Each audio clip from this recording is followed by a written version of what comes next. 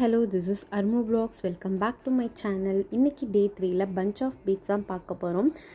Beads பார்த்திங்கன்னா ஒரு 10 to 12 stands இருக்கிற மாதிரி மொத்தமாக தான் தருவாங்க. இதோட ப்ரைஸ் வந்து அப்ராக்சிமேட்டாக ஒரு 60 rupees இருக்கும்.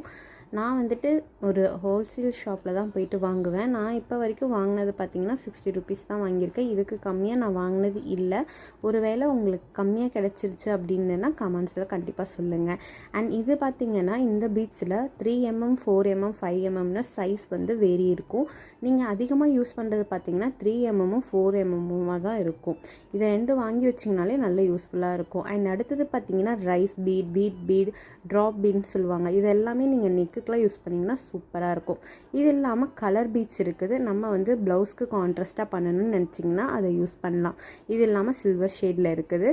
அடுத்தது சுகர் பீட்ஸ்லேயே லூஸில் நான் வாங்கியிருக்கிறது பார்த்திங்கன்னா மேட் ஃபினிஷு, அப்புறம் வந்துட்டு கிளாஸ் ஃபினிஷ், இது ரெண்டும் இருக்கும். இதுவுமே வந்துட்டு ரொம்ப அழகாக இருக்கும், கலர்ஸ்லலாம் கிடைக்கும்.